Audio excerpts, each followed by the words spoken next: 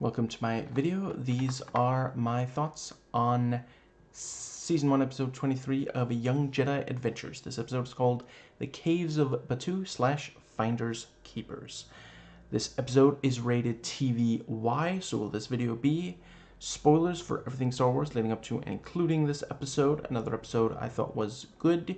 And yeah, let's dive right in. So the first part of this episode was the most Prince of Persia this show has felt so far, and I'm here for it.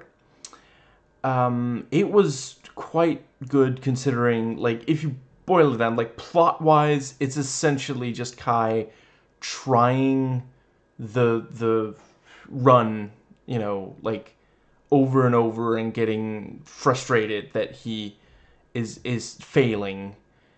Even, you know, he gets pretty close, and then near the end he fails and, you know, kind of has to start over. I've been playing video games since I was 7 years old. That was extremely relatable. Probably the most relatable Star Wars has ever been for me. Let's see. Yeah, you know, it's a really good message. This thing of, you know, you have to accept that you're never going to be perfect. And, you know, he's told being a Jedi doesn't mean being perfect. It doesn't, you know, you're always learning, which, again, extremely important message. We should never, ever stop learning and growing as human beings. Or in the case of Star Wars, alien beings sometimes. I feel like there's at least one more thing I wanted to say about the first part of the episode.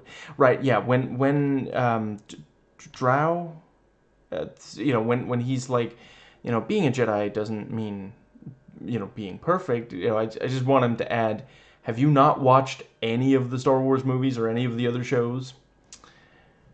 Let's see.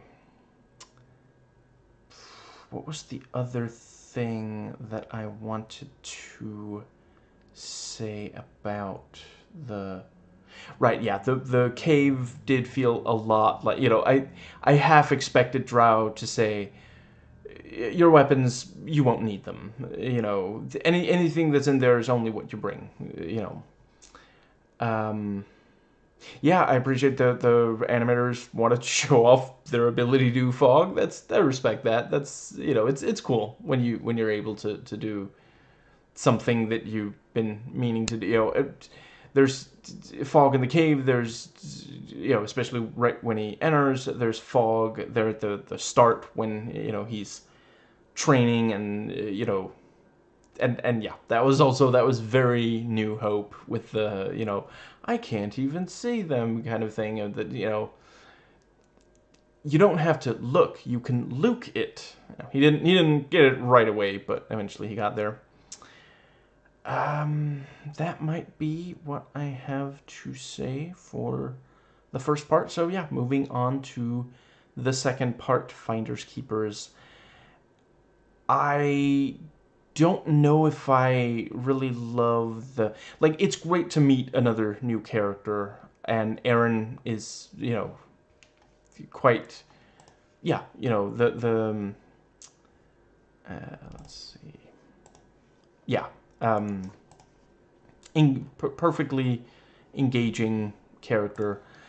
The fact that this is about, you know, her possibly losing Mimi, I think it would have hit harder if this was a character we already knew and had some connection to. I think it would have worked well if this was Nash with, I want to say the Nash's is called RJ83, you know, instead of a brand new character. Like, you know, I cared, obviously, but when she's crying over having lost, yeah, it didn't hit as hard as if this was a character that we already knew. And if you really badly wanted it to be a new character, maybe, you know, we've barely met Nash's moms. It could have been, you know, one of them that needed the power cell.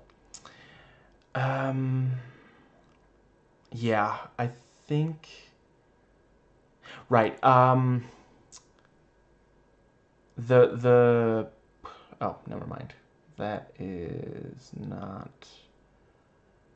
Yeah, changed my mind about wanting to say. Right, yes. Really appreciate the message in the second part of this episode with, yeah, right now the cultural norm is finders keepers, no sharing.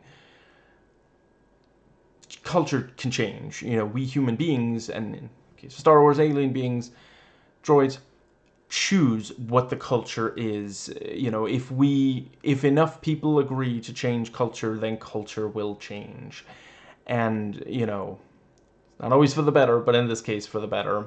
And yeah, really great bit of, and turns out the pick picks were actually really generous. In exchange for this one part, they give up all the power cells.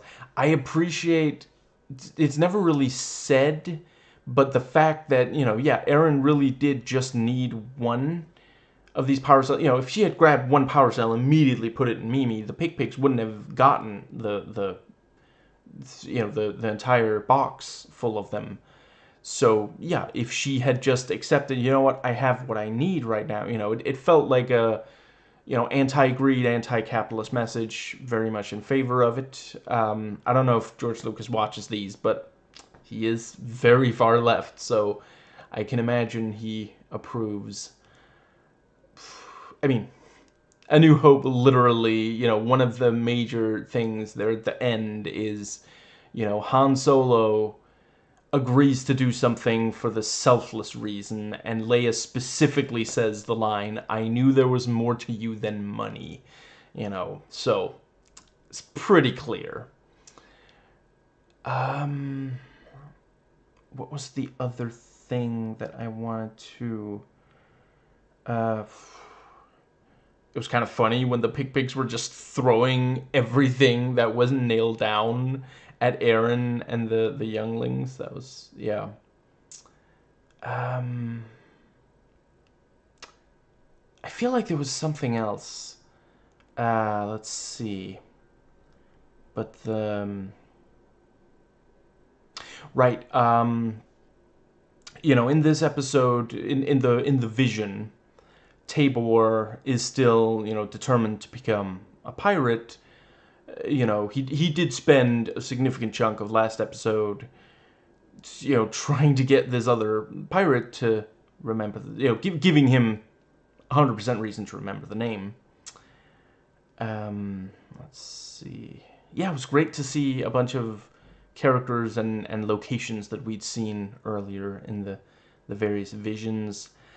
I know this is made for children. I don't know if it was necessary to have Kai out loud say every time that it's a new vision. I feel like children are better at perceiving, at understanding imagination than a lot of adults. But I don't know. I'm not a child psychologist. Maybe, they consulted one and they were like, you gotta tell them or they're gonna be super confused. And it is like, the show is essentially for like 6-year-olds, so I don't know. Maybe they do need, yeah. I'm not trying to judge the show as if it's made for me. I'm 30 years older than the intended demographics, so I 100% accept that.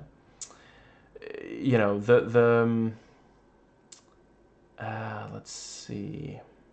I did honestly think that the second part of this episode would have a reveal that the picks actually also needed the power cells. That's why they were so keen on getting them.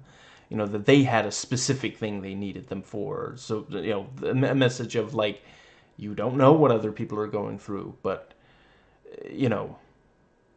can't have everything you want. And it was really nice that it ends with cooperation. And, when Aaron, she's willing, she says, you can have these, I just need one.